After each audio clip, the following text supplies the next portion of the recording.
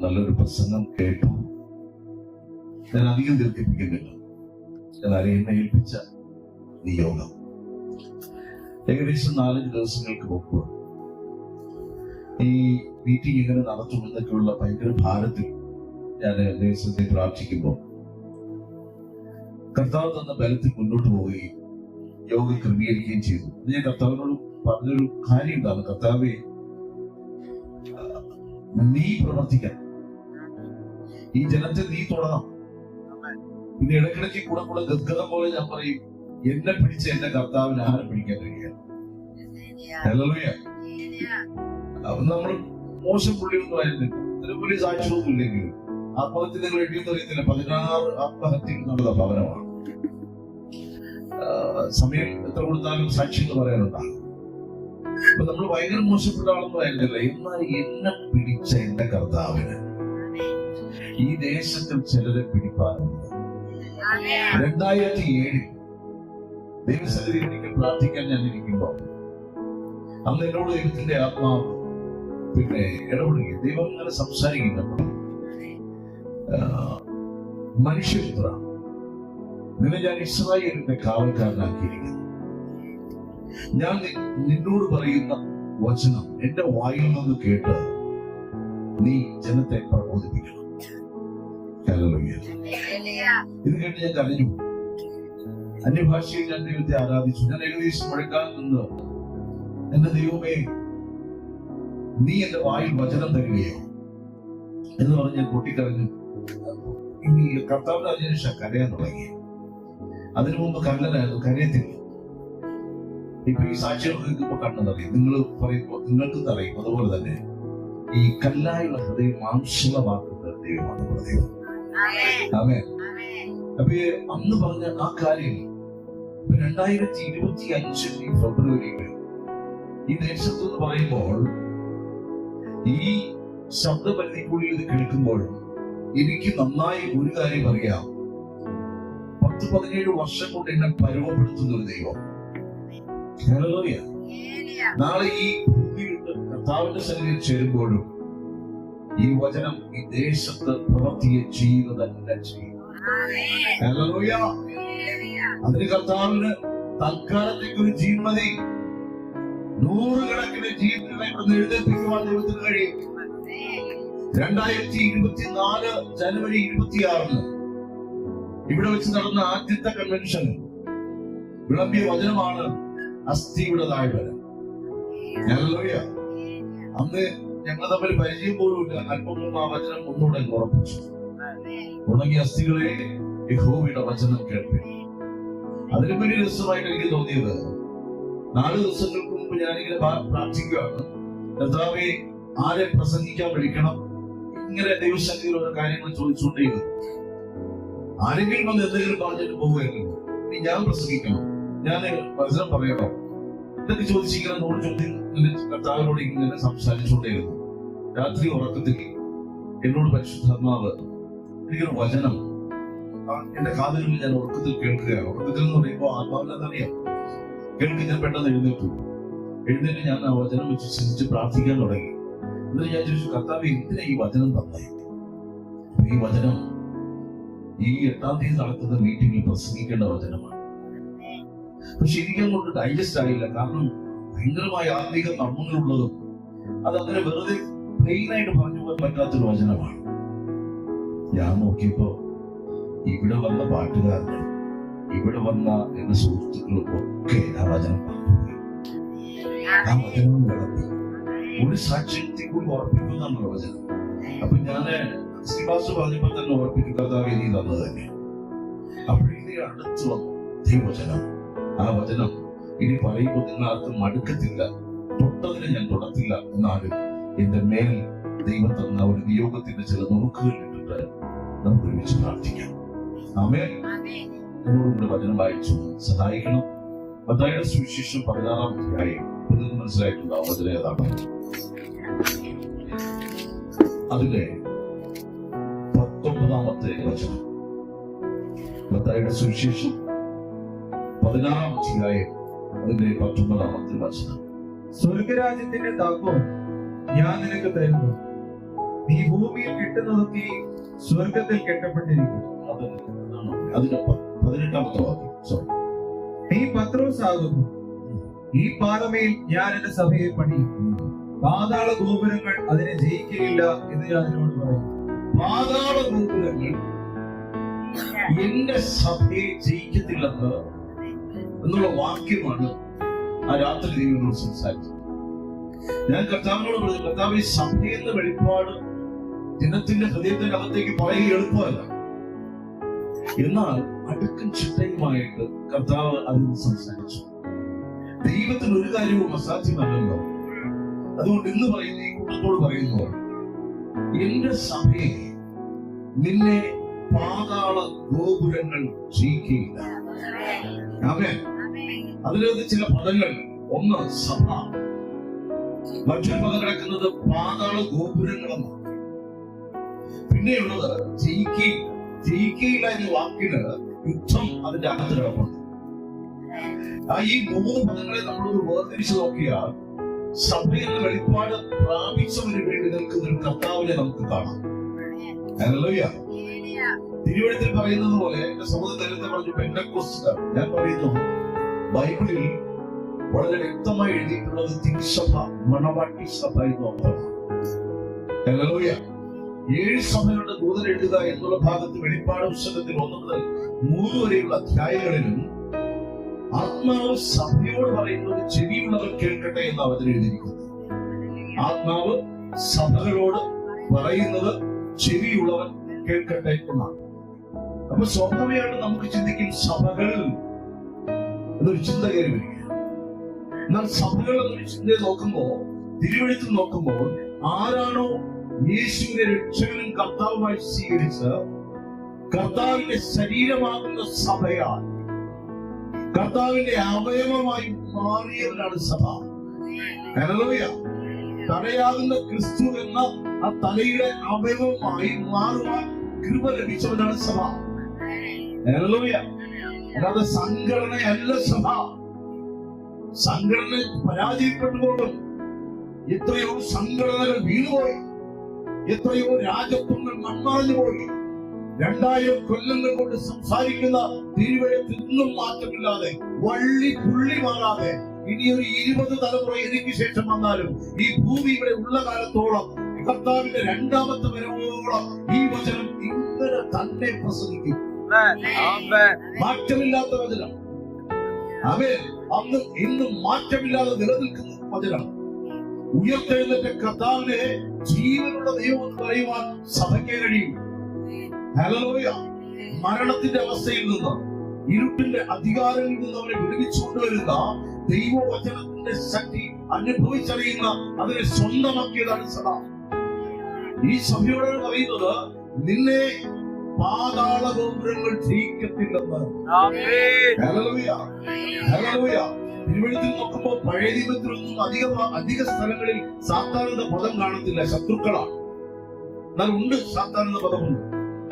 എന്നാൽ പുതിയ നിയമത്തിൽ കർത്താവ് സാത്താനെ കുറിച്ച് നന്നായിട്ട് വെളിപ്പെടുത്തിയിരിക്കുന്നു. ഇത് പറയുമ്പോൾ സാത്താൻ പിശാച്. എനിക്കതൊരു താല്പര്യം പറയും. ഇല്ലാത്ത കാര്യം കവല വളർത്താനല്ല, യേശുവിനെ വളർത്താനാണ്.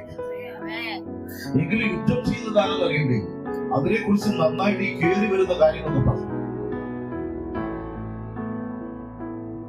അവൻ ചോദിച്ചതിന്, ശിമോൻ പത്രോസ്, നീ ജീവനുള്ള ദൈവത്തിന്റെ പുത്രനായ ക്രിസ്തു എന്നുത്തരം പറഞ്ഞു. നീ ജീവനുള്ള ദൈവത്തിന്റെ പുത്രനായ ക്രിസ്തു എന്ന് പറഞ്ഞു. നിന്നോട് പറഞ്ഞല്ലോ, ഞാനൊരു കാര്യം, ജീവനുള്ള ദൈവത്തിന്റെ പുത്രനായ ക്രിസ്തു എന്നൊക്കെ നമുക്കറിയാം. ഞാനും പണ്ട് യേശുവിനെ യേശു ക്രിസ്ത്യാനി ആയിരുന്നു എന്ന് പറഞ്ഞ് നടന്ന സമയത്തൊക്കെ യേശുവിനെ കുറിച്ച് പറയുമ്പോൾ എനിക്കും ഒന്നും അറിയില്ലത്തില്ലെങ്കിൽ ഞാൻ ഈ മതഭക്തി സംസാരിക്കും. എന്നാൽ 2007 യേശുവിനെ അറിഞ്ഞപ്പോഴാണ് പറയുന്നത്, ഇതകത്തോട്ട് ഈ ക്രിസ്തു എന്ന സ്നേഹം പ്രവേശിച്ച ഈ ലോകത്തിൽ നാം അനുഭവിക്കുന്ന ഏത് സുഖത്തെക്കാൾ, നാം അനുഭവിക്കുന്ന ഏത് അവസ്ഥയെക്കാൾ ഈ മഹോന്നതമായ നാമം എന്നെ ഒരിക്കൽ തൊട്ടാൽ, നിന്നെ ഒരിക്കൽ തൊട്ടാൽ, നിന്റെ ഭവനത്തിനകത്ത് കയറി വന്നാൽ നിന്റെ വീടിനകത്ത് പ്രവേശിച്ചാൽ എന്നോട് സംസാരിച്ച വചനം എനിക്ക് വ്യക്തതയുണ്ട്. നിന്നെ ഞാൻ ഇസ്രായേലിന്റെ കാവൽക്കാരനാക്കിയിരിക്കുന്നതാണ്. ഇതെന്റെ ഇസ്രായേൽ. ഈ ദേശത്ത് ദൈവത്തിന്റെ ആത്മാവ് പലപ്പോഴും പല ഭവനങ്ങളിലും ചെല്ലാൻ എന്നോട് കൽപ്പിച്ചു. രാത്രി ദർശനത്തിൽ വെളിപ്പാടുകളിൽ പറഞ്ഞു, ആ ഭവനത്തിനകത്ത് ദുരന്തങ്ങൾ വരാൻ പോകുന്നു, നീ ചെന്ന് സംസാരിക്കണം. പക്ഷെ ഞാൻ ചെല്ലുമ്പോൾ എന്നോട് ഇഷ്ടമാണ്, പക്ഷെ വയ്യ, മുന്നോട്ട് വരാൻ വയ്യ. ഇങ്ങനെ ഇരിക്കുന്നവരോട് പറയുന്നു, ഇന്ന് കേൾക്കുന്നവരോട് പറയുന്നു, ഈ ശബ്ദ പരിധിക്കുള്ളിൽ കേൾക്കുന്നവരോട് പറയുന്നു, ഈ ദേശം യേശുവിനാൽ പിടിക്കപ്പെടും. ഈ ദേശം യേശുവിന്റെ നാമത്താൽ അനുഗ്രഹിക്കപ്പെടും. തകർന്ന കുടുംബങ്ങൾക്ക് മദ്യപാനത്തിന്റെ അടിമ മുഖത്തിൽ കിടക്കുന്ന രോഗത്തിന്റെ അടിമത്വത്തിൽ കിടക്കുന്ന കുടുംബങ്ങൾക്കകത്ത് എനിക്ക് ധൈര്യത്തോടെ പറയാൻ പറ്റും, ഒരു നാമമുണ്ട്. നീ സഭയായി മാറണം, യേശുവിന്റെ അവയവമായി മാറണം. ഇത്രയേറെ എന്നെ സ്നേഹിപ്പാൻ. യേശുവിന്റെ സ്നേഹത്തിന്റെ പ്രത്യേകത കണ്ടോ?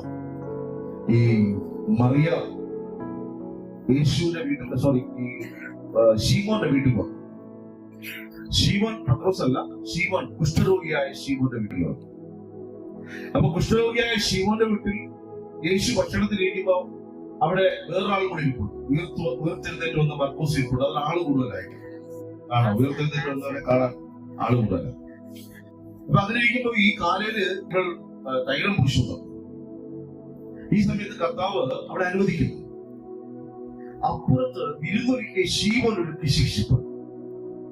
ശീമോന്റെ ഉള്ളിൽ പറയുക, നിങ്ങൾ പ്രവാചകനാണെങ്കിൽ ഇതെങ്ങനെ ഈ വേശ്യയായിരുന്ന പെണ്ണ് ഇവൾ വന്ന് കാലം പിടിക്കുമ്പോ അപ്പുറത്ത് വലിച്ചു മാറ്റിയാണേ. ഇച്ഛിച്ചി.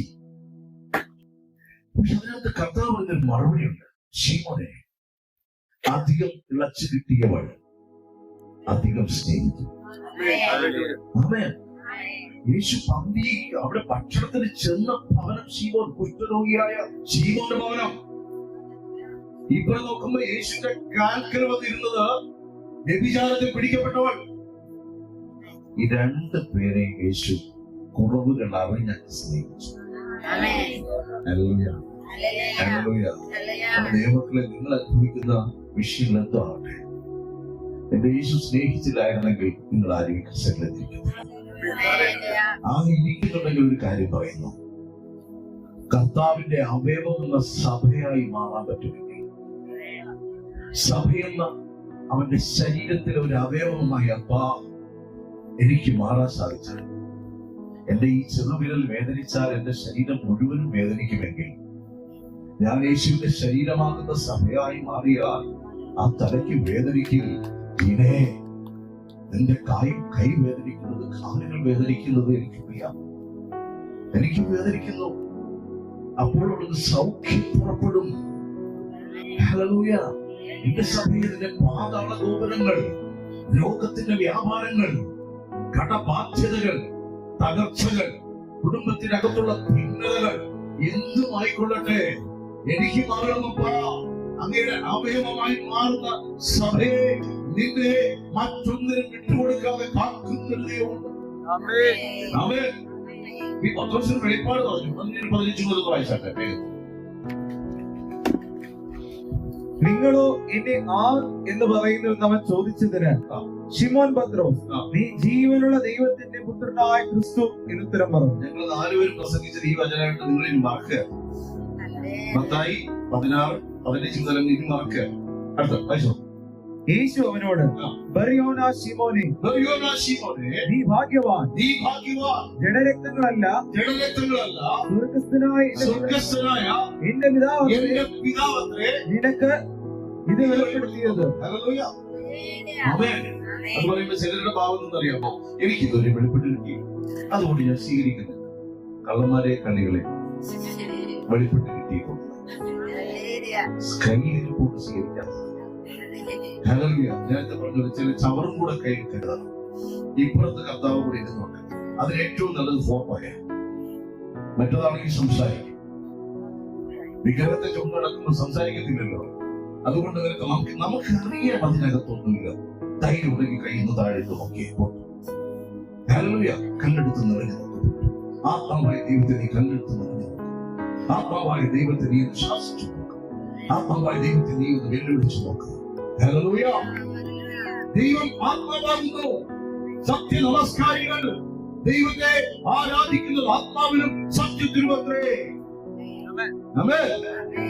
ഇടന്തോളത്ത് തട്ടുന്ന പരിശുദ്ധാത്മാവല്ല, നേരിട്ട് നിന്നോട് സംസാരിപ്പാൻ ദൈവം അയച്ച സത്യത്തിന്റെ ആത്മാവ് നിന്നോട് സംസാരിക്കും. പാപത്തെക്കുറിച്ചും നീതിയെക്കുറിച്ചും ന്യായവിധിയെക്കുറിച്ചും ബോധ്യം തരും. ചില അമ്മയപ്പന്മാരോട് സുവിശേഷം പറഞ്ഞാൽ ഈ കാര്യങ്ങളൊക്കെ പറഞ്ഞു കഴിഞ്ഞാൽ പൊട്ട അണലിപോലെ ഇരിക്കുന്നതാണ്. എന്തെങ്കിലും ഒരു ഭാരമുള്ള ഒരു കാര്യം കർത്താവ് നമ്മളെ ഏൽപ്പിച്ചോ? നീ ഈ മലയിൽ കയറി തലകുത്തൽ ഇരിക്കാൻ പറഞ്ഞു, ശീർഷാസനത്തിൽ ഇരിക്കാൻ പറഞ്ഞു, ഹല്ലേലൂയ, മുട്ടിന്മേൽ നിന്ന് അങ്ങനെ നിൽക്കാൻ പറഞ്ഞു. കർത്താവ് പറഞ്ഞ പാപം ഉപേക്ഷിക്കാനല്ലേ പറഞ്ഞു. ഈ അമ്മയപ്പന്മാർ മക്കളെ ഉപദേശിക്കുന്നുണ്ടോ? സമയത്തിന് വന്നോണം, കള്ളം പറയരുത്, നീ ക്ലാസ്സിൽ പോയിക്കോണം, മോഷ്ടിക്കരുത് എല്ലാം പഠിപ്പിക്കും. പക്ഷെ നമുക്കോ ഒരു ഭാരവും എന്റെ കർത്താവിനെ ഏൽപ്പിച്ചിട്ടില്ല. അതുകൊണ്ടാണ് ഞാനിത് പറഞ്ഞത്. കണ്ണത്ര വലിയോ പലപ്പോഴും നമ്മൾ ഇങ്ങനെ ഉൾട്ടാസരിച്ച് നടക്കേണ്ടയോ? ദൈവത്തിന്റെ വചനം ഹൃദയത്തിൽ മുഴങ്ങിയിട്ടും കേട്ടിട്ടും ഇതനുസരിച്ചാൽ എന്തായി തീരുമെന്നുള്ള എന്ത് ഭയമാണ് എന്നെ ഭരിക്കുന്നേ, എന്നെ ഭരിക്കുന്നേ. 50 വർഷങ്ങൾ കൊണ്ടുള്ള ബൈബിൾ എന്റെ ഭവനത്തിൽ എത്തിയിട്ടുണ്ട്. ആ ബൈബിൾ അടുത്ത കാലത്ത് ഞാൻ എടുത്ത് പ്രസിൽ കൊടുത്തതിന് ബൈൻഡിട്ട് മാറ്റി വായിച്ചു വെച്ചു. കാരണം എനിക്ക് ഓർക്കാൻ വേണ്ടിയിട്ടാണ്. ജാതത്തിന് മുമ്പ് വരെ എന്ത് ചെയ്യണം, ഇതിങ്ങനെ വല്ലപ്പോഴും ഓർക്കണം. എന്നാൽ ഈ ബൈബിൾ കീറി പറയാൻ തുടങ്ങി. അത് കീറി പറഞ്ഞിട്ടില്ല. ഇപ്പോഴും ചില പേജുകൾ ഇതുവരെ തുറന്നിട്ടില്ല. എന്ന് പറയുന്നു, ശിവനെ നിനക്ക് ഇത് വെളിപ്പെടുത്തി തന്നത് സ്വർഗത്തിലെ ദൈവമാണ്, പിതാവായ ദൈവമാണ്. ഇന്നിവിടെ ഇരിക്കുന്നവരോട് പറയുന്നു, സഭയാകാൻ മനസ്സുണ്ടോ? സഭയാകാൻ നീ മതത്തിന്റെ ഭക്തിയിലേക്ക് പ്രവേശിക്കണ്ട. ദൈവത്തിന്റെ മകനാകാം, ദൈവത്തിന്റെ സഭയാകാം. പുതുനിയമത്തിന്റെ ശക്തി സഭയാണ്. ദൈവത്തിന്റെ സഭയെ ചേർത്തുകൊള്ളുവാനത്രേ അവൻ മധ്യാകാശത്തിൽ ഇറങ്ങി വരുന്നത്. ഹല്ലേലൂയ. സഭയോടുള്ള യേശുവിന്റെ സ്നേഹം ഭയങ്കരമാണ്, ഭയങ്കര സ്നേഹമാണ്. ഇവിടെ ശിവൻ ഈ വെളിപ്പാടൊക്കെ പറഞ്ഞിട്ട് ലൂക്കോസിന്റെ സുവിശേഷം 22-ാം അധ്യായത്തില്, ലൂക്കോസിന്റെ സുവിശേഷം 22-ാം അധ്യായം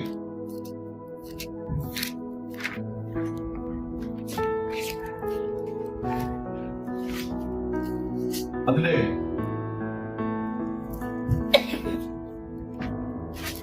9-ാമത്തെ 9-അല്ല, സോറി,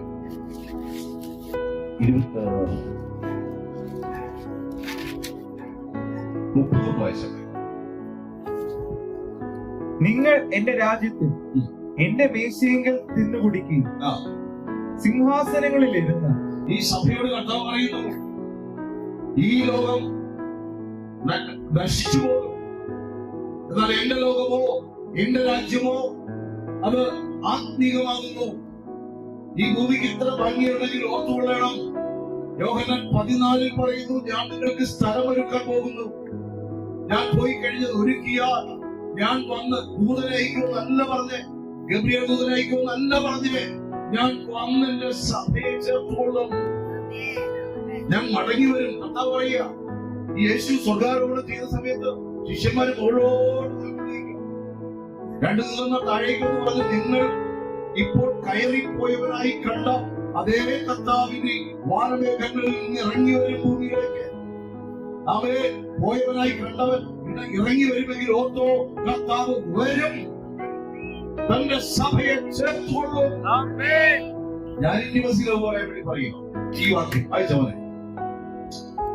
നിങ്ങൾ എന്റെ രാജ്യത്തിൽ എന്റെ മേശയെങ്കിൽ തിന്നുകുടിക്കുകയും സിംഹാസനങ്ങളിൽ ഇരുന്ന് ഇസ്രായേൽ ഗോത്രം 12-നെയും ന്യായം വിധിക്കുകയും ചെയ്യും. ശിമോനെ, ശിമോനെ. ശ്രദ്ധിച്ചോ, വെളിപ്പാട് മത്തായിയുടെ സുവിശേഷം 16-ാം അധ്യായത്തിൽ വെളിപ്പാട് പറഞ്ഞ ശിമോനോട് യേശുവിന്റെ ഒരു മറുപടിയുണ്ട്. പെസഹായുടെ അപ്പം നോക്കി കൊടുത്ത് യൂദ അവന്റെ വഴിക്കാൻ പോയി. 11 പേരിൽ നിൽക്കുന്ന ശിമോനെ അടുക്കൽ വിളിച്ചു, ശിമോനെ, അതുകൊണ്ടല്ലേ മോൻ, ശിമോനെ, മോനെ എന്ന് വിളിച്ചു. ശിമോനിൽ മറുപടി കർത്താവ് കൊടുത്തു. ശ്രദ്ധിച്ചേ, വായിച്ചു. ശിമോനെ, ശിമോനെ, സാത്താൻ നിങ്ങളെ ഗോതമ്പ് പോലെ പാറ്റേണ്ടതിന് കൽപ്പന ചോദിച്ചു. എന്റെ സഭയെ നിന്നെ പാറ്റേണ്ടതിന് അനുവാദം ചോദിച്ചു. ഹല്ലേലൂയ. ശിമോൻ അന്താളിച്ചിരിക്കുക. ശിമോൻ അറിയത്തില്ല. ശിമോനോട് പറയുക, പത്രോസിനോട് പറയുക, പത്രോസേ, നിന്നെ പാറ്റാൻ അനുവാദം ചോദിച്ചു. ഇന്ന് പലതും നമ്മളെ പാറ്റുന്നില്ലേ? വീട്ടിനകത്ത് പാറ്റൽ നടക്കുന്നില്ലേ? തകർച്ചകൾ നടക്കുന്നില്ലേ? പാപത്തിന്റെ പടുകുടിയിൽ ചിലർ പറയട്ടെ, ഞാൻ ചെയ്ത പാപത്തിന്റെ ശമ്പളം അതെ. നിനക്കൊരു സംരക്ഷകനില്ല. രക്ഷിക്കപ്പെട്ടവരോട് പറയുന്നു, നിനക്കൊരു തലയുണ്ട്. എവിടെ പോയടാ എന്ന് ചോദിക്കുന്നതിന് അപ്പൻ എനിക്കുണ്ടെന്ന് പറയും. ചില അപ്പന്മാരും മക്കൾക്ക് ഭയമോ, അപ്പന് മുമ്പിൽ കൂടെ പോകാൻ വേണ്ടി എവിടെ പോയെന്ന് ചോദിക്കുക, എല്ലാ കാര്യവും ചോദിച്ചോളെ. ചോദിക്കാതിരിക്കാൻ വേണ്ടിയിട്ട് പുറവശം തുറക്കും. മരിച്ചു കഴിഞ്ഞാൽ അപ്പന് വേണ്ടിയിട്ട് ഇഡലിയും നല്ല സാമ്പാറും നല്ല കറികളും രസമണിയും ഒക്കെ വെച്ച് കൊടുക്കും. മരിച്ച പ്രാർത്ഥന നടത്തും. ജീവിച്ചിരിക്കുന്നപ്പോൾ നീ അപ്പന്റെ മുമ്പിൽ വന്നില്ല. എന്റെ കർത്താവ് മരിച്ച് അടക്കപ്പെട്ട് ഉയർത്തെഴുന്നേറ്റ് പിതാവിന്റെ വലതുഭാഗത്ത് എന്നും ജീവനോടെ ഇരിക്കുന്ന ദൈവം പറയുന്നു, എന്റെ സഭയെ എന്റെ കണ്ണുകൾ നിന്നെ കാണുന്നു. ജീവനും മാന്താൻ വന്നു പാതാള ഗോപുരങ്ങൾ. കർത്താവിന് മറുപടി ഞാനോ മതി.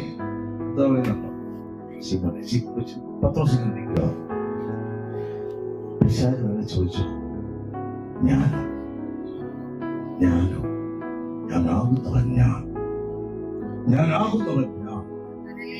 ഞാനാകുന്നവൻ ഞാൻ എന്ന് പറയുന്ന കർത്താവ് ശീവന്റെ മുതൽക്ക് പത്രോസിന് മുമ്പിൽ നിന്ന് പറയുകയാണ്, ഞാനും. സ്നേഹം നോക്കി എന്റെ അറസ്റ്റിന് കൊണ്ടുപോകാൻ, എന്റെ വീട് തകർച്ചയിലിരിക്കുമ്പോൾ, രോഗഭയങ്ങളിരിക്കുമ്പോൾ പരിശുദ്ധാത്മാവിൽ പറയുന്നു, തന്റെ ശരീരമാകുന്ന സഭയെ തുതുവാക്കാൻ അനുവദിക്കത്തില്ല. എന്റെ ശരീരമാകുന്ന സഭയെ തകർക്കാൻ അവൻ അനുവദിക്കത്തില്ല.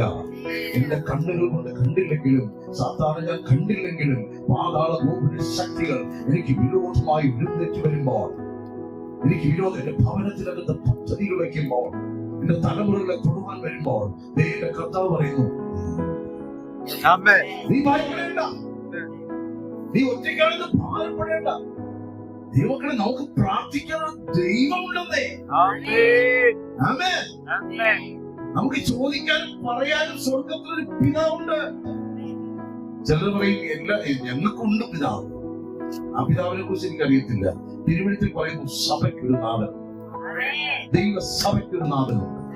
അവൻ ആ നാഥൻ പത്രോസിനോട് പറയുകയാണ്, ഞാനോ നിന്നെ യേശുവിന്റെ ആത്മാവിൽ പറയട്ടെ, പരിശുദ്ധാത്മാവിൽ പറയട്ടെ, സഭയാക്കപ്പെട്ടവൻ പലപ്പോഴും വീണ്ടും വീണ്ടും എഴുന്നേറ്റ് സ്തോത്രം പറയാനുള്ള കാരണം, സ്തുതിപ്പാനുള്ള കാരണം, വീണ്ടും അവന്റെ നാമത്തെ പുകഴുവാനുള്ള കാരണം, ഈ ബന്ധം ഒരു ദിവസത്തേക്ക് വേണ്ടി ആരംഭിച്ചതല്ല. ഇതിനെക്കുറിച്ച് പറഞ്ഞു ഇറ്റേണിറ്റി, നിത്യതയിലേക്ക് എന്നും അവനോടൊപ്പം കൂടെ ഇരിക്കേണ്ടതിന് ഇത് ആരംഭിച്ച ബന്ധമാണ്. ഈ ബന്ധം കർത്താവിന് അറിയാതെ പറ്റിയതല്ല. ഇന്ന് ഈ വചനം കേൾക്കുന്നവരോട് പറയുന്നു, പരിശുദ്ധാത്മാവിൽ പറയുന്നു, ഈ വചനം കേൾപ്പിക്കണമെന്നുള്ളത് എന്റെ സ്വർഗത്തിലെ ദൈവത്തിന്റെ പദ്ധതിയാണ്. യഹോവയുടെ വചനം കേൾപ്പേൻ. ഉണങ്ങിയ അസ്ഥികളെ, നിങ്ങൾ യഹോവയുടെ വചനം കേൾപ്പേൻ. എന്റെ സഭയെ, നിന്റെ പാതാള ഗോപുരങ്ങൾ ജയിക്കാതിരിക്കാൻ നീ യഹോവയുടെ വചനം കേൾപ്പിൻ. ഹല്ലേലൂയ. ആ വചനം രുചിച്ചറിയുവൻ. യേശു നല്ലവനെന്ന് രുചിച്ചറിയുവൻ. 42-ാം സങ്കീർത്തനത്തിൽ കണ്ടോ, അവിടെ പറയുന്നൊരു വാക്യമുണ്ട്, എന്റെ ആത്മാവേ. ഈ ഘോരപുത്രന്മാരൻ പ്രാർത്ഥിക്കാൻ തുടങ്ങി, മാൻ നീർത്തോടിനായി ചെല്ലുവാൻ കാംക്ഷിക്കുന്നത് പോലെ എന്റെ ഉള്ളം എന്റെ ദൈവത്തിനായി കൊതിക്കുന്നു. ഈ പ്രാർത്ഥനയുടെ ആഴം പറയുക, എന്റെ ഉള്ളം എന്റെ ദൈവത്തിനായി കൊതിക്കുന്നു. ചുമ്മാ ഏറിലേക്ക് വിടുന്ന കുറച്ച് പ്രാർത്ഥനയല്ല ആരാധന എന്ന് പറയുന്നത്. ദൈവം സംസാരിക്കും, പ്രാർത്ഥനയ്ക്ക് മറുപടിയുണ്ട്. പറയുന്നു, അവൻ പ്രാർത്ഥിച്ചുകൊണ്ടിരിക്കുമ്പോൾ, അവർ എന്നോട് സംസാരിച്ചുകൊണ്ടിരിക്കുമ്പോൾ തന്നെ ഉത്തരം അരുളും എന്ന വചനം കിടക്കുന്നു. അതുകൊണ്ട് സഭയുടെ ശ്രദ്ധയുടെ പ്രാർത്ഥന കേൾക്കും. അതിന്റെ തെളിവചനം കിടക്കുക. ഫിലാഡൽഫിയ സഭയുടെ ദൂതൻ എഴുതുക, വെളിപ്പാട് പുസ്തകത്തിന്റെ 3 അധ്യായങ്ങളിൽ 6ാമത്തെ സഭയായ ഫിലാഡൽഫിയ സഭയുടെ ദൂതൻ എഴുതുക എന്നുള്ള ഭാഗത്ത് ഒരു മർമ്മം ഇങ്ങനെ എഴുതി വെച്ചിരിക്കുന്നു, ഇതാ നിന്റെ മുമ്പിൽ ഞാൻ ഒരു വാതിൽ തുറന്നു വെച്ചിരിക്കുന്നു. സഭയെ, നിന്റെ മുമ്പിൽ ഒരു വാതിൽ തുറന്നു വച്ചിരിക്കുന്നു. ഈ വാതിൽ ആർക്കും അടച്ചുകൂടാ. ഈ വാതിൽ സഭയ്ക്ക് വേണ്ടിയിട്ടുള്ളതാണ്. സഭ പ്രവേശിക്കേണ്ടതാണ്. സഭയുടെ പ്രാർത്ഥന കയറി ചെല്ലേണ്ടതാണ്. സഭയുടെ മടുപ്പ് മാറേണ്ടതാണ്. സഭ ഉണർവിലേക്ക് വരേണ്ടതാണ്. എന്റെ ദൈവമോ ഉറങ്ങുന്നവനല്ല, മയങ്ങുന്നവനല്ല. അവൻ എന്നോട് ഉറക്കത്തിൽ സംസാരിക്കാൻ കഴിയും. അതൊരു കോരകപുത്രന്മാർ പ്രാർത്ഥിച്ചു തുടങ്ങിയപ്പോ ഇങ്ങനെ വാഞ്ചയോടെ കൊതിയോടെ ദൈവത്തെ കർത്താവ് എന്റെ കടമാരന്മാരുടെ ജഡ്ജിമാരുടെ ഇതൊക്കെ പ്രാർത്ഥിച്ചിരിക്കുന്നു. കർത്താവിന് ചാറ്റെഴുതി ഒരു ലേഖനം അങ്ങോട്ട് കൊടുക്കും. ഇതെല്ലാം സഹിച്ചത് അപ്രൂവലായിട്ട് അയക്കണം. നീയോ ഞാൻ 8 എന്ന് പറഞ്ഞ് കോൾ നിൽക്കുന്നതാണ്. ഞാൻ ദൈവം ഞാൻ കേൾക്കത്തില്ല, പക്ഷെ എല്ലാം കിട്ടണം. ഇതിനു വേണ്ടി ഞാൻ പുണ്യ സ്ഥലങ്ങൾ സന്ദർശിക്കാം. ഇതിനുകൂടി കെട്ട് വേണമെങ്കിൽ എടുക്കാം. കർത്താവ് വചനം ശ്രമിക്കുന്ന സഭയെ നീ പ്രാർത്ഥിക്കാൻ മറന്നുപോയാലും, നീ ഒരു ദിവസം വന്ന് പൊത്തോന്ന് പറഞ്ഞു തുടങ്ങിയാലും ഞാൻ നിന്നെ ഒരു നാള് അനാഥമായി വിടുകയില്ല. ഞാൻ നിന്നെ ഒറ്റ വിടുകയില്ല. എന്റെ മണവാട്ടിയെ നീ മണവാളനെ വന്ന് എങ്ങനെ ഒറ്റയ്ക്ക് പോകും? എന്റെ ദൃഷ്ടി നിന്റെ മേലിരിക്കുന്നു. ഞാൻ നിന്നെ എനിക്കായി വിവാഹം നിശ്ചയം ചെയ്തിരിക്കുന്നു. സങ്കീർത്തന പുസ്തകത്തിൽ പറയുന്നു, യഹോവ തന്റെ ഭക്തരെ തനിക്കായി വേർതിരിച്ചിരിക്കുന്നു. സഭയെ തനിക്കായി വേർതിരിച്ചിരിക്കുന്നു. സഭ യേശുവിനെ പ്രമോട്ട് ചെയ്യും. സഭ യേശുവിനെ പ്രഖ്യാപിക്കും. സഭയിൽ കൂടി ദൈവശക്തി വ്യാപരിക്കും. തിരുവെഴുത്തുകൾ പറയുന്നത് പോലെ ജീവജല നദിയുടെ ഉറവകൾ പുറപ്പെടും. 42-ാം സങ്കീർത്തനത്തിൽ ഈ മനുഷ്യൻ പ്രാർത്ഥിച്ചു തുടങ്ങുകയാണ്. പ്രാർത്ഥനയുടെ അവസരം പറയുക. ഈ പ്രാർത്ഥന ആരംഭിച്ചപ്പോ ഉള്ളിലെ വിഷാദങ്ങളൊക്കെ മാറിയപ്പോ ദൈവത്തിന്റെ ആത്മാവ് ആ മനുഷ്യനോട് പറയുക, എന്റെ ആത്മാവേ നീ വിഷാദിച്ച് ഉള്ളിൽ സ്വർഗത്തിലെ ദൈവം പ്രാർത്ഥനയ്ക്ക് മറുപടി ഇന്ന് തട്ടി ഉണർത്തിയിട്ട്, എന്റെ ആത്മാവേ, എന്റെ മകളെ, എന്റെ മകനെ, എന്റെ സഭയെ നീ വിഷാദിച്ചുള്ളിൽ ഞരങ്ങുന്നത്. നീ വിഷാദിച്ചുള്ളിൽ ഞരങ്ങുന്നത് എന്നതിന്റെ പ്രശ്നം, എന്നതിന്റെ പ്രോബ്ലം. കർത്താവിനെ കണ്ടപ്പോ ഒന്നും വന്നില്ല. ഹന്ന അമ്മച്ചത് കഥാപാത്രം ശമൂലിന്റെ അമ്മയാണ്. ഒന്ന് ശമൂലാണ് ആ ഭാഗം കിടക്കുന്നത്. ഹന്നയ്ക്ക് മക്കളില്ല. 2 ഭാര്യമാരുണ്ട് ഭർത്താവിന്. അതിൽ മൂത്തവർക്ക് ഇഷ്ടംപോലെ മക്കൾ വരികയാണ്. അപ്പൊ ഈ ഹന്നയെ കാണുമ്പോൾ മൂത്തവൾക്കൊരു, അങ്ങനെയാണല്ലോ, കുറവുള്ളവരെ കാണുമ്പോൾ ഉള്ളവർക്കൊരു ഉള്ളതുപോലെ ഈ ഹന്നയെ നിരന്തരം എന്ത് ചെയ്യാണ്. അപ്പൊ അവളിങ്ങനെ കരയുന്നത്, സങ്കടപ്പെടുന്നത് കണ്ടിട്ട് അവരുടെ ഭർത്താവ് പറഞ്ഞു, നീ എന്തിനും അവരെപ്പെടുന്നു മകളെ, മോളെന്നായിരിക്കും വിളിച്ചത്. അവളെ സുന്ദരിയാണ്, ഹന്ന സുന്ദരിയാണ്. അപ്പൊ ഈ ഭർത്താവ് പറയും, ഞാൻ നിനക്ക് 10 പുത്രന്മാർക്ക് തുല്യനായിട്ടില്ലയോ? പലപ്പോഴും വായിച്ചാൽ മതി. സംഭവം പുസ്തകമുണ്ട് ബൈബിളിൽ. അതിൽ 1-ാം അധ്യായത്തിൽ കിടക്കുന്ന പ്രാർത്ഥനയാണ്. പക്ഷെ ഹന്ന തൃപ്തി അടങ്ങില്ല. അവൾ ദൈവത്തിന്റെ ആലയത്തിൽ ചെന്നതാണ്. ദൈവത്തോട് തന്റെ ഹൃദയത്തെ പകർന്നു. അവളിങ്ങനെ മർമ്മരം ചെയ്തു. ഒന്നും പറയാൻ പറ്റുന്നില്ലെന്നേ. ചില പ്രാർത്ഥനകളൊന്നും പറയാൻ പറ്റില്ല. ചില കാര്യങ്ങൾ പറയുന്നതിന് വിധിപ്പിപ്പോകുന്നു, കരഞ്ഞു പോകുന്നു. പലരും നിന്ദിച്ചു, പലരും പരിഹസിച്ചു, കൂട്ടുകാർ തള്ളിക്കളഞ്ഞു. ഞെരുക്കുന്നു വന്നപ്പോൾ അവർ തന്നെ വേണ്ട എന്ന് പറഞ്ഞു, നിന്നെ അവഗണിച്ചു കളഞ്ഞു. അവരുടെ കയ്യിലുണ്ടായിരുന്നത് നിനക്ക് തന്നില്ല. നിന്റെ കുറവുകളെ കണ്ട് ഓരോന്ന് എണ്ണി എണ്ണി കുറ്റം പറഞ്ഞു. അവൾ പോയി ദൈവത്തോട് പറഞ്ഞു. അവളുടെ ചുണ്ടുകൾ വിതുമ്പി. എന്ത് പറയണമെന്ന് അറിയത്തില്ല. ഈ വിതുമ്പലിന്റെ ഒടുവിൽ അവളിങ്ങനെ പറയുകയാണ്, എനിക്കൊരു മകനെ തന്നാൽ. അവൾക്ക് ഇതൊരു പുത്രന്മാരൊന്നും ഉണ്ടായിട്ടില്ല. അവള് പക്ഷിയെ പോലെ ഇരിക്കുക, അല്ലെങ്കിൽ കുട്ടികളില്ല. അവളിങ്ങനെ പറയാ, എനിക്കൊരു മകനെ തന്നാൽ എന്റെ യഹോവയെ അവനെ ഞാൻ എന്റെ സന്നിധി വളർത്തും. ഞാനൊരു കിട്ടിയിട്ടില്ല. പക്ഷെ അവൾ എഴുന്നേറ്റ് പോകുമ്പോ വചനം ഇങ്ങനെ എഴുതിയിരിക്കുന്നു, പിന്നെ അവൾ കരഞ്ഞില്ല. പഴയ നിയമത്തിൽ ദൈവമക്കളോട് ദൈവത്തിന്റെ ആത്മാവ് ഇങ്ങനെ ഇടപെടുന്നുണ്ടെങ്കിൽ സഭയോട് ഇടപെടുന്നത് കുറച്ചുകൂടെ. ഞാനോ നിന്നെ അനുവദിക്കത്തില്ല, നിന്നെ കവർന്നെടുക്കാൻ അനുവദിക്കത്തില്ല. ഒരു ചെറിയ കാര്യം പറയുന്നത്, നമ്മുടെ മക്കളിങ്ങനെ സ്കൂളിലൊക്കെ അയക്കുമ്പോ ധൈര്യത്തോടെ കഴിക്കാൻ പേടിയാണ്. പണ്ടൊക്കെ ഞങ്ങളുടെ കാലഘട്ടത്തിലൊക്കെ ഇങ്ങനെ ഒരു കൂട്ടം ആൾക്കാർ ഒരുമിച്ച് 3 കിലോമീറ്ററുകൾ അങ്ങനെ ഒരു ബാല്യം. പക്ഷെ ഇത് പേടിയാണ്. നിങ്ങളുടെ മക്കളെ ആവശ്യപ്പെടുമ്പോ നീ സഭയാണെങ്കിൽ പറയുമ്പോ പാതാള ഗോപുരങ്ങൾ തൊടാതെ വണ്ണം എന്റെ യേശുവെ, പിതാവിന്റെ വലത് ഭാഗത്തിൽ നിന്ന് നീ നിന്റെ സഭയെ, അടിയനെ, നിന്റെ മക്കളെ, നിന്റെ തലമുറകളെ നീ കാത്തുകൊള്ളു. ഹല്ലേലൂയ. തീർന്നില്ല. നിനക്ക് വീട്ടിനകത്തുണ്ടോ? ഭാരപ്പെടുന്നുണ്ടോ? സഭയെ കുറിച്ച് ഞാൻ നേരത്തെ പറഞ്ഞത്, എന്റെ വീട്ടിൽ വേദനിച്ചാൽ ശരീരം മുഴുവൻ വേദനിക്കുന്നത് പോലെ യഥാർത്ഥ സഭയായി ദൈവസന്നിധി നിൽക്കുന്നവരോട് പരിശുദ്ധാത്മാവിൽ പറയുന്നു, പ്രാർത്ഥിച്ച് ദൈവം വേണമെന്ന് ആഗ്രഹിക്കുന്നവരോട്, നിത്യത വേണമെന്ന് ആഗ്രഹിക്കുന്നവരോട്, നിത്യജീവൻ വേണമെന്ന് ആഗ്രഹിക്കുന്നവരോട് അവരോട് പരിശുദ്ധാത്മാവിൽ പറയുന്നു, ഈ ദൈവം സത്യമാണ്. അവനെ കൈക്കൊണ്ട് അവന്റെ നാമത്തിൽ വിശ്വസിക്കുന്ന ഏവർക്കും ദൈവമക്കളാകുവാൻ അവൻ അധികാരത്തെ കൊടുത്തു. അവൻ ദൈവവചനത്തിനോട് വീണ്ടും ജനിച്ചു. രക്ഷിക്കപ്പെട്ടവരെ ദിനംപ്രതി യേശു സഭയോട് തന്നോട് ചേർത്തുകൊണ്ടേയിരുന്നു. അവനെ കുറിച്ച് എടുത്ത് പറയുന്നത്, എന്റെ സഭയെ എന്റെ പാതാള ഗോപുരങ്ങൾ ജയിക്കത്തില്ല. ഇവിടെ കണ്ടോ, പത്രോസിനോട് പറയുക, ഞാനോ എങ്ങനെ പത്രോസത്തിന്റെ വിട്ടുകൊടുക്കും? എന്റെ കയ്യിലൊക്കെ കാണാൻ കഴിയും, എങ്ങനെ എന്നെ ഉപേക്ഷിക്കും? നീ അല്പം മുമ്പ് പറഞ്ഞില്ലേ, നീ ദൈവത്തിന്റെ പുത്രനായ ക്രിസ്തു എന്ന് പറയാൻ വെളിപ്പാട് പ്രാപിച്ച സഭയെ നിന്നെ അനാഥമായി വിട്ടുകൊടുക്കത്തില്ല. പാതാള ഗോപുരങ്ങളിൽ നിന്നെ തകർക്കാൻ വരും. കുടുംബജീവിതങ്ങൾ തകർക്കും, ബന്ധങ്ങൾ മുടിക്കും. ഇന്ന് ഡിസിഷൻ എടുക്കാം, എനിക്കൊരു നാഥനുണ്ട്. ഈ വാക്യങ്ങൾ കേട്ടിട്ട് ഞാൻ വിശ്വസിക്കുന്നു, ഞാൻ ദൈവത്തിന്റെ സഭയായി മാറും. Hallelujah, hallelujah. ദൈവത്തിന്റെ സഭയെ ചേർത്തുകൊണ്ടുവരാണ് കർത്താവ് വരുന്നത്. അവർ കൊടുക്കുന്ന വാഗ്ദത്തം കണ്ടോ? ലവോദിക്ക സഭയുടെ ദൂതനോട് പറയുകയാണ്, ജയിക്കുന്നവന് ഞാനും ജയിച്ച എന്റെ പിതാവിന്റെ അടുക്കൽ ഇരുന്നത് പോലെ ഞാൻ ഇരിക്കുന്ന ഇടത്തിരിപ്പാൻ വരം നൽകും. ഹല്ലേലൂയ.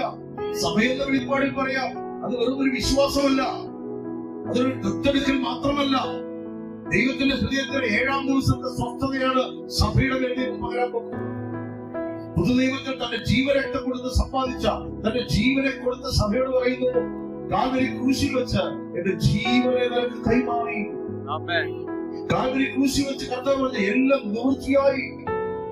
ഇന്ന് ഞാൻ ആ ക്രൂശിലേക്ക് നോക്കിയപ്പോൾ ഞാൻ പ്രകാശിതമായി. എന്റെ കർത്താവ് സഭയോട് പറയുന്നു, എന്റെ സഭയെ ഞാൻ നിനക്ക് വേണ്ടി എന്റെ ജീവനെ തന്നുവെങ്കിൽ എന്റെ ജീവൻ എന്റെ സഭയുടെ ഉള്ളിനകത്ത്, ഹൃദയത്തിനകത്ത് എന്റെ ജീവൻ ഇരിക്കുന്നു. നീ സംസാരിക്ക, നീ ജീവനത്ത് കൈയെടുക്ക. നിന്നിൽ കൂടി ഞാനിരിക്കും, നിന്നോട് കൂടെ ഞാനിരിക്കും. നീ പോകുന്നിടത്തൊക്കെ ഞാൻ നിന്നെ അനുഗ്രഹിക്കും, ഞാൻ നിന്നെ വർദ്ധിപ്പിക്കും. കാരണം എന്റെ ജീവൻ നിന്റെ മേലിരിക്കുന്നു. രക്ഷിക്കപ്പെട്ട നിന്റെ മേൽ എന്റെ ജീവൻ ഇരിക്കുന്നു. വലിയൊരു കൈമാറ്റം നടക്കുക. സാത്താനെ പരസ്യക്കോലമാക്കി, പിച്ചള സർപ്പത്തെ പുറകിലാക്കി, അതിന്റെ മേലിന്റെ കർത്താവ് കൈകൾ വിരിച്ച് കിടക്കുമ്പോഴുടെ അസ്വസ്ഥതയെ കുറിച്ച് പറഞ്ഞു. അങ്ങനെ കിടക്കുന്ന സമയത്ത് പിശാച് യേശുവിനെ കുരിശിന്റെ ഇടയിൽ നേരിട്ടവരെ അവിടെ കിടന്ന് നിലവിളിക്കുന്നത് കർത്താവല്ല, അവനാ നിലവിളിക്കുന്നത്. അവന്റെ തല തകർക്കപ്പെടുക, അവന് പുറത്തേക്ക് വരാൻ പറ്റാതെ വണ്ണം ക്രൂശിൽ വെച്ച് ശത്രുത്വത്തെ ഇല്ലാതാക്കി. മരണത്തിന്റെയും പാതാളത്തിന്റെയും താക്കോ അവന്റെ അധികാരത്തിൽ നിന്ന് കർത്താവ് മാറ്റിയെടുത്തു. ക്രൂശിൽ വെച്ച് ഈ ശത്രുത്വം നീക്കിയ ദൈവം പറയുക, അവരിലേക്ക് നോക്കിയവർ പ്രകാശിതരായി. അവർ ലജ്ജിപ്പാൻ അവൻ സഭയെ നീ നോക്കത്തില്ല. നീ സഭയാകേണ്ടത് അവന്റെ മേൽ നോക്കിയപ്പോ, ഇങ്ങനെ ക്രൂശിലേക്ക് നോക്കിയപ്പോ, ക്രൂശിക്കപ്പെട്ട ക്രിസ്തുവിലേക്ക് നോക്കിയപ്പോ, അവിടെ മൗനമായി കിടക്കുന്ന കർത്താവിന് കാണുമ്പോ യെശയ്യാ 53 വെളിപ്പെടുത്തിയതുപോലെ സാക്ഷാൽ നിന്റെ വേദനകളെ അവൻ ചുമന്നു. സാക്ഷാൽ നിന്റെ വേദനകളെ, നിന്റെ രോഗങ്ങളെ അവൻ വഹിച്ചു. അടിപ്പിടലിന്റെ ശക്തിയാ നീ സൗഖ്യം പ്രാപിച്ചിരിക്കുന്നു. അടിപ്പിടലിന്റെ ശക്തിയാ നീ സൗഖ്യമാകുന്നു. അടിപ്പിടലിന്റെ ശക്തിയാ മാറാ രോഗങ്ങൾ അഴിഞ്ഞു മാറുന്നു. അവൻ നിന്റെ വേദനകൾ എത്ര വലുതാകട്ടെ മൗനമായി ക്രൂശിൽ കിടക്കുന്ന കർത്താവ് പറയുന്നു, നിനക്ക് വേണ്ടി എന്റെ ജീവനെ തന്നു എങ്കിൽ എന്റെ സഭയെ, എന്റെ ജീവൻ സഭയ്ക്കുള്ളിലിരിക്കുന്നു. പിന്നെ പാതാള ഗോപുരങ്ങൾ എന്തൊക്കെ ചെയ്താലും ഒന്ന് സഭ, 2 പാതാള ഗോപുരങ്ങൾ എത്ര യുദ്ധം ചെയ്താലും അവരെത്ര ഇല്ല, ജയിക്കത്തിന്റെ കാര്യം തലയില്ല. തന്ത്രങ്ങളെ ഉള്ളു. തന്ത്രങ്ങളാണ്. നമ്മൾ ചില അമ്മയപ്പന്മാരും മക്കളെ വശീകരിക്കുന്നത് കൊണ്ട് കൈവിഷം മുക്കിൽ കൂടി എന്തോ കൊടുത്തു, മിഠായി കൊടുത്തു. ഇതൊക്കെ അറിയാൻ നിങ്ങൾക്ക് നല്ല ബുദ്ധിയുണ്ട്. തിരുവെടുത്ത് വരുമ്പോൾ മാത്രം ഒരു തത്വം ആവശ്യമില്ലാത്തതൊക്കെ പറഞ്ഞ് പോരിന്റെ ആയുധങ്ങളൊന്നും കെട്ടുകളൊന്നും ബന്ധനങ്ങളൊന്നും പറഞ്ഞിങ്ങനെ അടിക്കാൻ നടക്കുക. നമ്മളിതിനെ കെട്ടി വെച്ചത് നമ്മൾ അടിക്കണം. ആവശ്യമില്ലാത്ത ചില കെട്ടുകളും തോട്ടങ്ങളും ഒക്കെ ഇട്ടിട്ടുണ്ട്, അത് കഴിക്കണം. അവൻ എന്റെ സഭയെ എന്റെ പാതാള ഗോപുരങ്ങൾ ജയിക്കുകയില്ല. ഹല്ലേലൂയ. 14 വാക്യം വായിച്ചിട്ട് യോഹന്നാൻ സുവിശേഷം 14:2.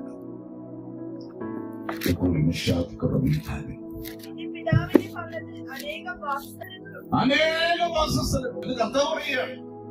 നമ്മൾ ഈ ഭൂമി നോക്കിയിട്ട് വേഴത്തിൽ എത്തണമെന്നൊക്കെ ആഗ്രഹിച്ചിട്ട് നമ്മളൊക്കെ വിട്ടുകൊടുത്തു. ചില ശാസ്ത്രജ്ഞന്മാർ വിട്ടിട്ടില്ല. ഒരിക്കൽ ചന്ദ്രനിൽ പോയെന്നൊക്കെ പറഞ്ഞ് ഇപ്പാനെയൊന്നും ആരും പോകുന്നില്ല. നല്ല ചെലവുള്ള കാര്യം എന്താ പറഞ്ഞത്, പോയോ ഇല്ലെന്ന് പോലും നമുക്കറിയത്തില്ല. നമ്മുടെ കണ്ണുകൾ കൊണ്ട് കർത്താവ് പറഞ്ഞു, മോശം പറഞ്ഞതുപോലെ വാഗ്ദത്ത ദേശം കാണിച്ചതുപോലെ നമ്മുടെ കണ്ണുകൾ മാനത്വത്തും തോട്ടാം. നമ്മൾ കണ്ടു, അത് ശുക്രനായിരിക്കും, അത് വേഴനായിരിക്കും. അവരെന്ത് പറഞ്ഞാലും നമ്മൾ വിശ്വസിക്കും. തിരുവെടുത്തൊഴിച്ച് ഇത് ചന്ദ്രൻ നിൽക്കുന്നു, അതിനടുത്ത് നിൽക്കുന്നത് മകരമാസത്തിൽ നിൽക്കുന്നത് നെപ്റ്റ്യൂണായി. അതെ, നെപ്റ്റ്യൂൺ. ഇതൊക്കെ വിശ്വസിക്കാൻ ഒരു ബുദ്ധിയുണ്ടല്ലേ? എന്തുകൊണ്ട് തിരുവെടുത്ത് മനസ്സിലാവും? സഭയാണെങ്കിൽ സഭയായിട്ട് നിൽക്കുക. ഇന്നിരിക്കുന്ന ജനത്തോട് പറയുക, നിനക്ക് സ്ഥലം ഒരുക്കാൻ കർത്താവ്.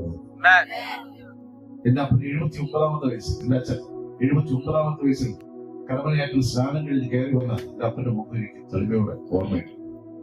ഇത് സന്തോഷമുണ്ട്. കാരണം അപ്പൻ പാതാള നരകത്തിന്റെ ശക്തിയിൽ നിന്ന് വിട്ട് ജീവശക്തിയിലേക്ക് പ്രവേശിച്ചു. ഇരിക്കുന്നവരോട് പറയുന്നു, സ്നാനപ്പെട്ടവരോട് പറയുന്നു, നിത്യത വേണമെന്നുണ്ടെങ്കിൽ കർത്താവിന്റെ ശരീരമായിരിക്കും. കൂടെ ആ ശരീരം കൊണ്ട് വല്ലതും കൊണ്ട് വരച്ചു കരുതരുത്. വൃത്തിയോടെ സൂക്ഷിക്കുക. ഇനി നിത്യതയിൽ പ്രവേശിക്കണമെന്നൊരു വില കൊടുക്കാൻ തയ്യാറാണ്. ആമേൻ, ആമേൻ.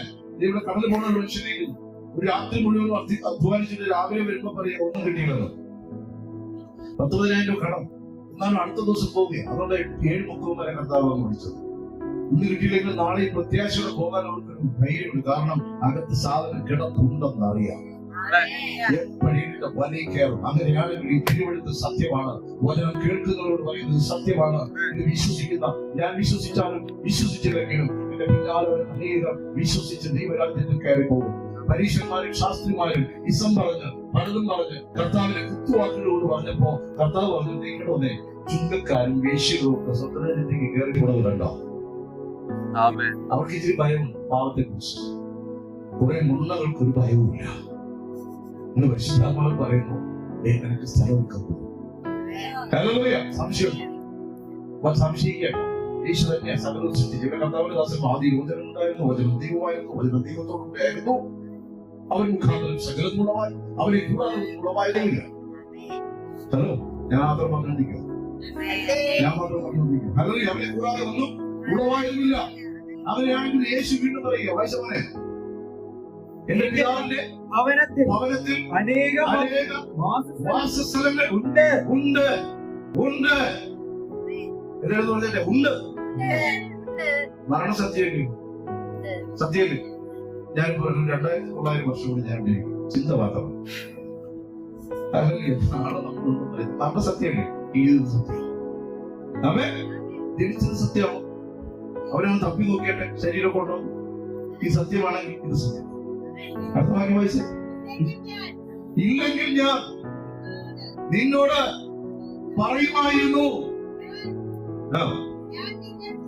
ഇത് കണ്ടോ? ഞാനോ അടുത്തൊരു ഞാൻ വരുന്നുണ്ടോ? എന്റെ സഭയിൽ നിന്നെ വഴി ചക്കമായിട്ടൊന്നും നടത്തണമെന്നോ എന്റെ പദ്ധതി. ഞാനോ കഷ്ടമുണ്ട്. എന്ത് കഷ്ടം എന്നറിയോ? പാപത്തോട് എതിർത്ത് നിൽക്കുന്ന കഷ്ടം. അല്ലാതെ കഞ്ഞി കുടിക്കുന്ന ഒരു കഷ്ടം ആര് പറഞ്ഞു? ഇന്ന് എല്ലാ പടക്കാരും കഞ്ഞി കുടിച്ചു കോടികളും കയ്യിലുണ്ടായി. നമുക്ക് കഞ്ഞി പട്ടിണി, നമുക്ക് സമ്പുഷ്ടമാണ്. കയറി കിടക്കുന്ന ഇത്ര വരെ ഇവിടെ എനിക്ക് തന്നില്ല. അതുപോലെ എനിക്ക് തന്നില്ല. ഗവൺമെന്റ് ചുമ്മാ കൊടുക്കുക. നമുക്ക് പട്ടിണിക്കൊന്നും നീ വരത്തില്ല. കഷ്ടതയുണ്ട്. എന്തെന്നറിയോ? പാപം നിന്റെ അടുക്കൽ കൂടി പോകുമ്പോൾ നീ അതുകൊണ്ട് കയറി ഇരിക്കാതെ മാറി പോകണമെങ്കിൽ വില കൊടുക്കണം. ആരെങ്കിലും ഒന്ന് ഐഡന്റി പറഞ്ഞു കഴിയുമ്പോൾ പെട്ടെന്ന് ഞാൻ കാത്തിരിക്കുകയായിരുന്നു എന്ന് പറയരുത്. ദൈവത്തിൽ പ്രാർത്ഥിക്കുക. ഒരു വൃത്തിയുള്ള ജീവിതം വേണം. അതൊത്തിരി കഷ്ടം. രാവിലെ എഴുന്നേറ്റ് തണുപ്പ് കാലത്ത് കുളിച്ചു സ്കൂളിൽ പോകണം. തണുപ്പാണ്. ഹല്ലേലൂയ. നിങ്ങൾ കണ്ടിട്ടുണ്ട് ഏതെങ്കിലും ഒരു ജാതി അവന്റെ ദേവനെ കാണാൻ പോകുമ്പോൾ കുളിക്കാതെ പോകും, ഈർന്നണിയാതെ പോകും, അലക്കി തിരിച്ച വസ്ത്രം കൊടുക്കുള്ളൂ. എന്റെ സഭയെ നിനക്ക് അലക്കി തിരിച്ച വസ്ത്രം വേണ്ടേ? എന്റെ സഭയെ നിനക്ക് കുളിക്കട്ടെ, നിനക്ക് വൃത്തിയാകട്ടെ. വായിച്ച പറയും, ഞാൻ നിങ്ങൾക്ക് സ്ഥലമൊരുക്കുവാൻ പോകുന്നു. ഞാൻ പോയി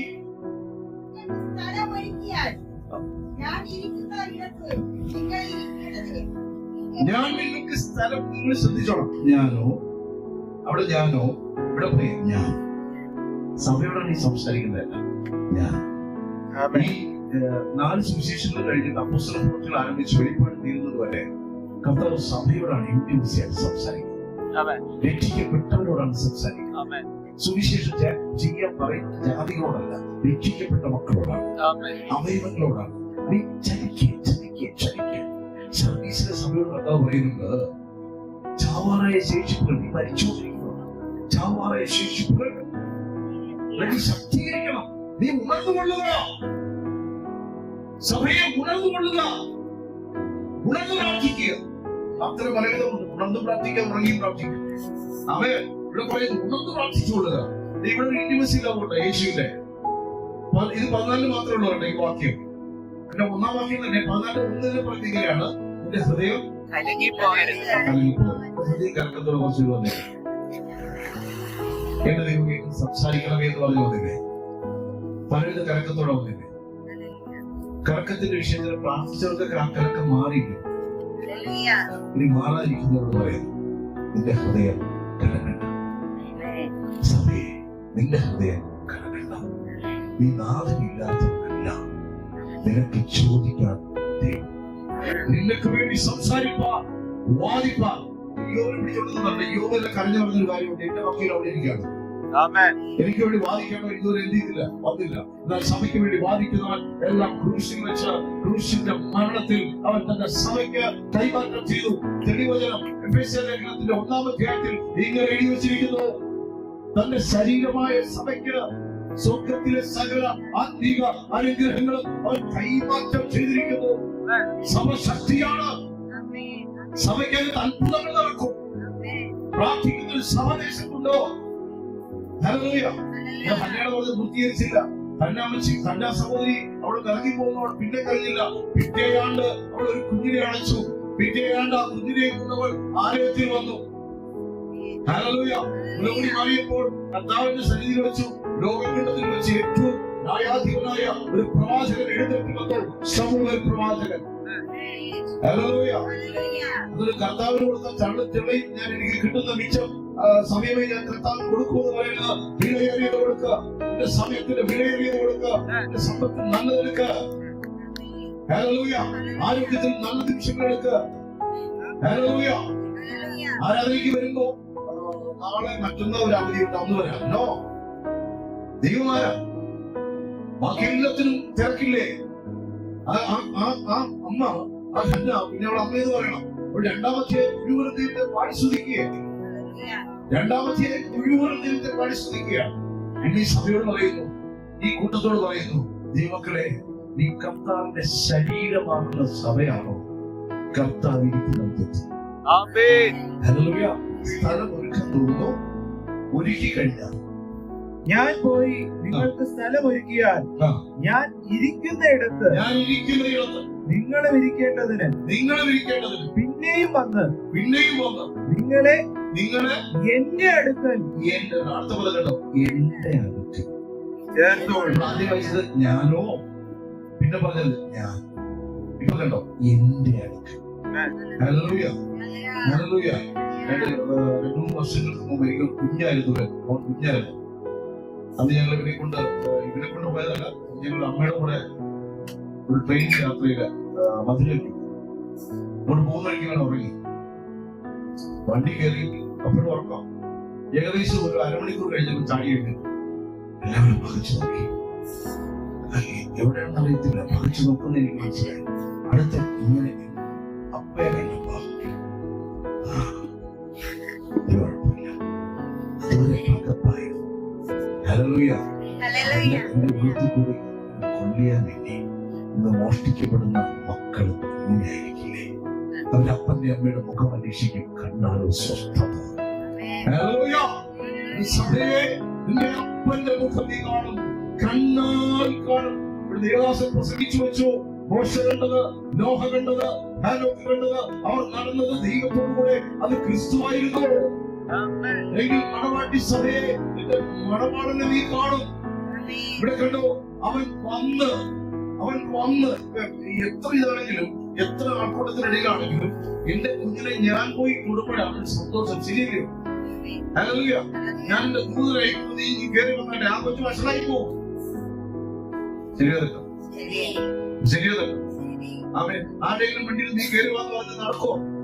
പെമ്പിള്ളേരെ വിടാൻ പറ്റുമോ? ആരെങ്കിലും കൈ കാണിച്ച് കയറി വാ, അവര് നന്നായി കൊണ്ടൊന്നും കരുതരുതേ. ദൈവമക്കളെ, നമുക്കൊരു അപ്പനുണ്ടെങ്കിൽ ആ അപ്പനെ തന്നെ നീ തിരയുക. 1000 പേർ ഇങ്ങനെ വരുമ്പോഴും ഈ കുഞ്ഞ് നോക്കുന്നത് ഈ മുഖമാണ്. അപ്പോഴും സന്തോഷം. അവിടെ സഭ ആരെ നോക്കണം? സഭ ആരെ നോക്കണം? കർത്താവിനെ നോക്കണം, സഭയുടെ തലയെ നോക്കണം. ഇവിടെ കർത്താവ് പറയുന്ന ഇന്റിമസി കണ്ടോ? ഞാനോ നിന്റെ അടുക്കൽ വന്ന് എന്റെ അടുക്കൽ ചേർന്നു. ആമേൻ. 21 അധ്യായം വായിച്ച് പ്രാർത്ഥിക്കാം. എല്ലാം വേണ്ട, 3-4 വാക്യങ്ങൾ മാത്രം. 21 വായിച്ചേ. ഞാൻ പുതിയ ആകാശവും പുതിയ ഭൂമിയും കണ്ടു. ഒന്നാമത്തെ ആകാശവും ഒന്നാമത്തെ ഭൂമിയും ഒഴിഞ്ഞുപോയി. ഇതാണ് ഒഴിഞ്ഞു പോകുന്ന പറഞ്ഞത്. ഇവിടെ ആരും ഇതെല്ലാം കത്തി അഴിഞ്ഞ് പോകും. പ്രോട്ടോൺ, ന്യൂട്രോൺ, ഇലക്ട്രോൺ ഇത് പൊളിഷനാകും, ഇത് കൂട്ടിമുട്ടും, അഴിഞ്ഞു പോകും, കത്തും, ബോംബ് പൊട്ടും പോലെ ഇതെല്ലാം പൊട്ടിപ്പോകും. വിശ്വസിക്കും. നമ്മൾ നല്ലത് നീക്കിച്ചപ്പോഴെന്ന് പോകും. ഹല്ലേലൂയ. സമുദ്രവും ഇനിയില്ല, സമുദ്രവും ഇനിയില്ല. പുതിയ യെരൂശലേം എന്ന വിശുദ്ധ നഗരം ഭർത്താവിനായി അലങ്കരിച്ചിട്ടുള്ള മണവാട്ടിയെ പോലെ കേട്ടോ, ഭർത്താവിനായി അലങ്കരിച്ച മണവാട്ടിയെ പോലെ ഒരുങ്ങി സ്വർഗ്ഗം വേണം. അവയവമേ നീ ഒരുങ്ങണം. കണ്ടോ, ഈ കയ്യിലിപ്പോ എന്തെങ്കിലും ഒരു വൃത്തികേട് പറ്റിയാൽ, ഒരു അഴുക്ക് പറ്റി കഴിഞ്ഞാൽ ഉടനെ ബ്രെയിൻ പറയും പോയി കഴുകുക. എന്നിട്ട് ബ്രെയിൻ മാറി നിൽക്കത്തില്ല, കൂടെ നടക്കും, വെള്ളം തുറപ്പിക്കും, അടുത്തോട്ട് നീങ്ങി നിൽക്കും, കഴുകിക്കും. ഹല്ലേലൂയ. ആമേൻ. ഇപ്പൊ മണവാട്ടിയെ കുറിച്ച് മണവാളനൊരു വിചാരമുണ്ട്. ആമേൻ. അടുത്തിരിക്കുന്ന അടുത്ത് പറയും, എന്നെ കുറിച്ച് പറയുന്നില്ല, എന്നെ കുറിച്ച് ഒന്നുകൊണ്ടെന്ന് പറഞ്ഞാൽ ഇപ്പൊ ഞാൻ നിർത്താം. എന്നെ കുറിച്ച് എന്റെ കർത്താവില് ഒരു വിചാരം ഉണ്ട്. ആമേൻ. അടുത്ത വാക്യം. ഭർത്താവിനെ അലങ്കരിച്ചിട്ടുള്ള മണവാട്ടിയെ പോലെ ഒരുങ്ങി സ്വർഗത്തിൽ നിന്ന് ദൈവസന്നിധിയിൽ നിന്ന് തന്നെ ഇറങ്ങുന്നത് ഞാൻ കണ്ടു. സിംഹാസനത്തിൽ നിന്ന് ഒരു മഹാശബ്ദം പറയുന്നതായി ഞാൻ കേട്ടത്, ഇതാ മനുഷ്യരോടുകൂടെ ദൈവത്തിന്റെ കൂടാരം. ഹല്ലേലൂയ. ഇവിടെ ഈ കാണുന്ന കൈപ്പടിയായ കൂടാരമല്ല, ദൈവത്തിന്റെ കൂടാരം. അവൻ അവരോടുകൂടെ വസിക്കും. കർത്താവ് പറയും കേട്ടോ, അവൻ അവരോടുകൂടെ വസിക്കും. സഭയെ നിന്നോട് കൂടെ പാർക്കാൻ എനിക്ക് ഇഷ്ടമാണ്. സക്കായിയെ വിളിച്ചിറങ്ങിയിട്ട് കർത്താവ് സക്കായിയുടെ മുന്നിൽ നിൽക്കുമ്പോൾ സക്കായിയുടെ തോളത്ത് കൈയിട്ട് നിന്റെ ഭവനത്തിലേക്ക് പാർക്കേണ്ടതാണ്. അന്താളിച്ചു പോയിട്ടുണ്ടാകും. യേശു അതിന്റെ ജീവനെ അങ്ങനെ ഞാൻ നിന്നോടുകൂടെ പാർക്കാം. ഇവിടെ ഇരിക്കുന്നവരോട് സങ്കടപ്പെട്ട് നിരാശപ്പെട്ടവരോട് പരിശുദ്ധാത്മാവ് പറയുന്നു, നിന്റെ ഭവനത്തിൽ നിന്റെ പടകിൽ കർത്താവ് വന്നാൽ വീടിന്റെ അവസ്ഥ മാറും. ഹല്ലേലൂയ. പാപത്തിന്റെ അടിമുഖത്തിൽ നിന്ന് പുറത്തു വരും, ദാരിദ്ര്യത്തിന്റെ ശാപത്തിൽ നിന്ന് പുറത്തു വരും, മരണ ഭയങ്ങളിൽ നിന്ന് പുറത്തു വരും, ഭിന്നതകളിൽ നിന്ന് പുറത്തു വരും. ഈ കുടുംബം അനുഗ്രഹിക്കപ്പെടും. ആമേൻ.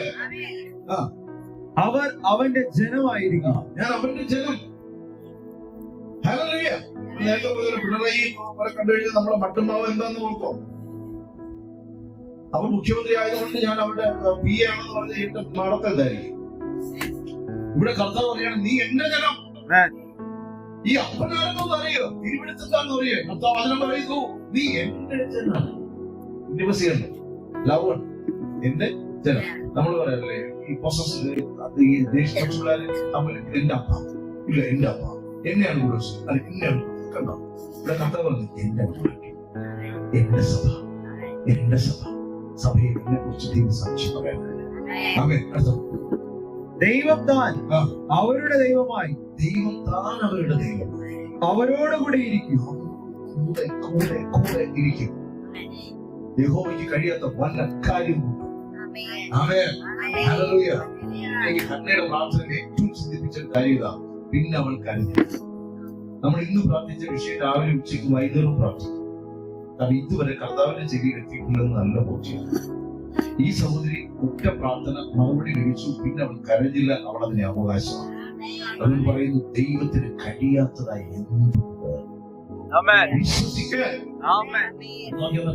അവൻ അവരുടെ കണ്ണിൽ നിന്ന് കണ്ണുനീരെല്ലാം തുടച്ചു കളയും. നിന്റെ കണ്ണിൽ നിന്ന് ഇത് സ്വർഗത്തിൽ പോയിട്ടുള്ള കാര്യമാണോ ഇവിടെ നടക്കുന്ന കാര്യമാണോ? ഒന്ന് ചിന്തിച്ചു നോക്കി. ഇവിടെ അല്ലേ സഭയിലേക്ക് കരയുന്നത്? നീ ഇനി വല്ലപ്പോഴും കരയുന്നത് സങ്കടപ്പെടുന്നത്? നീ കർത്താവ് പറയാ സഭയുടെ നാടൻ സഭയ്ക്ക് എന്ന് പറയുന്നു നിന്റെ കണ്ണിൽ ഞാൻ തുടച്ചു. നീ കരയണ്ട, നീ സങ്കടപ്പെടേണ്ട. നീ സങ്കടപ്പെട്ട എനിക്ക് സങ്കടം വരും. യേശു വിശ്വസിച്ച മറിയ യേശുവിന്റെ കാൽ കടിച്ചത് പറഞ്ഞ് നീ ഉണ്ടായിരുന്നെങ്കിൽ എന്റെ സഹോദരൻ മരിക്കുന്നുണ്ടായിരുന്നു.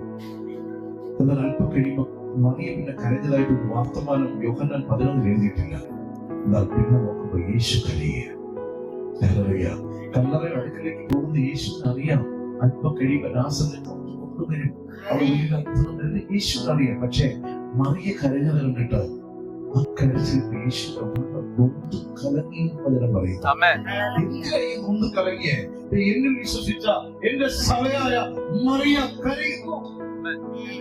അവിടെ ഉള്ളം നൊന്ത് കലങ്ങിയെങ്കിൽ യേശു പറയുന്നു എന്റെ ഉള്ളം നിന്നെ കുറിച്ച് വിചാരിച്ച് നൊന്ത് കലങ്ങുന്നു. മറുപടിയുടെ പ്രാർത്ഥനയ്ക്ക് ഞാൻ ആത്മാവ് പറയുക പ്രാർത്ഥനയോടെ ഉപദേശത്തിൽ വെച്ചോ. അപ്പാ എന്റെ ഉള്ളം വേദനിച്ചു. നീ ഉണ്ടായിരുന്നെങ്കിൽ എന്റെ ജീവിതത്തിൽ ഇങ്ങനെ സംഭവിക്കത്തില്ല. നീ എന്റെ ഭവനത്തിൽ വന്നെങ്കിൽ ഇങ്ങനെ സംഭവിക്കത്തില്ല. മരണം മാറിപ്പോകും, ശാപങ്ങൾ നീങ്ങിപ്പോകും. ആമേൻ.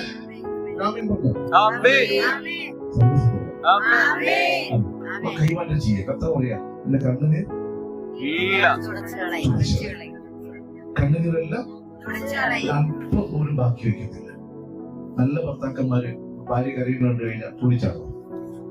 ഇല്ല. ഒന്നുമില്ലെങ്കിൽ വിവാഹത്തിന്റെ ആദ്യ കാലത്ത് മോളെ എന്തിനാ നീ കരയണമെന്ന് ചോദിക്കും.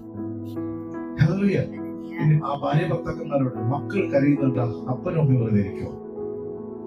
എന്താന്ന് ചോദിക്കത്തില്ലേ? എന്റെ സ്നേഹത്തിന്റെ ഭാര്യ എന്താണെന്ന് ചോദിക്കത്തില്ലേ? എത്ര തലതിരിക്കുന്നതാണ് ചോദിക്കത്തില്ലേ? ഇവിടെ പറയുന്നു എന്നോട് ഒട്ടം പറയുന്നു നീ കരയണം, നീ കരയണം. പദങ്ങൾ കണ്ടോ ഞാനോ നിന്നെ വിട്ടുകൊടുത്തില്ല. അടുത്ത് കണ്ടോ ഞാൻ നിനക്ക് സ്ഥലമൊരുക്കാൻ പോകും. അടുത്ത് കണ്ടോ ഞാൻ സ്ഥലമൊരുക്കി നിന്റെ അടുക്കൽ വരുന്നു, എന്റെ അടുക്കൽ ചേർത്തുകൊള്ളും. അടുത്ത് കണ്ടോ ഞാൻ ഇരിക്കുന്ന ഇടത്തിരിപ്പാൻ വരം നൽകും. കണ്ടോ നീ കരയുന്ന നിന്റെ കണ്ണുനീർ എല്ലാം തുടച്ചു കളയും. ഇനി പറയാം ഈ അവയവമായാൽ കൊള്ളാം. ഈ ശരീരമാകുന്ന സഭയായി മാറാം. ഈ പേര് നോക്കുക. നമുക്ക് പോലും പറയാൻ വേണ്ടി ഒരു പേരിട്ടേക്കാതെ ദേശത്തിലെ സഭ, കൊണ്ടുവന്നിയുടെ സഭ എന്നതുപോലെ അവനവരെ വീടിനകത്താണെങ്കിൽ യേശുവിന്റെ ശരീരമുള്ള സഭയായി തീരാൻ മനസ്സുണ്ടെങ്കിൽ പാതാള ഗോപുരങ്ങൾ നിന്നെ ജയിക്കില്ല. സാത്താൻ എത്ര തന്ത്രങ്ങൾ പയറ്റിയാലും ഈ തന്ത്രങ്ങളൊന്നും നിങ്ങൾ വരുമ്പോ കൂടെ നിൽക്കുന്ന ഒരു അപ്പനെ പട്ടി കടിക്കുകയല്ല. രോഗഭയത്താൽ നീ മരിക്കുകയില്ല. ഞാൻ ഈ കാലത്ത് എത്രയും കിലോമീറ്റർ ഉറങ്ങി വണ്ടി ഓടിച്ചിട്ടുണ്ട്. അപ്പോഴും എന്നെ അവിടെ കാണുന്നത്. പിന്നെ ഞാൻ പോലും നീ എന്റെ കൂടെ ഉള്ളതെല്ലാം ഞാൻ വീട്ടിലെത്തി. മിന്നായ പോലല്ലേ തലകീഴൊക്കെ മറിഞ്ഞു പോകണം. നമുക്കറിയത്തില്ല നമ്മൾ ഈ നടക്കുന്നിടയ്ക്ക് വല്ലതും പോകുന്നുണ്ടോ? വിചാരിക്കാം രാജകുമാര കിടന്നു അതങ്ങ് പോകും. ഹല്ലേലൂയ. ഞാനിവിടുന്ന് ആഴ്ചവിട്ടിയൊക്കെയാണ് ആരെ പരാജയിക്കുന്നത്. അത് അതിന്റെ വഴിക്ക് കർത്താവ് പറഞ്ഞു ഒട്ടുപോകണം. പാപങ്ങളെയും തേടുകളെയും ചോദിക്കണം.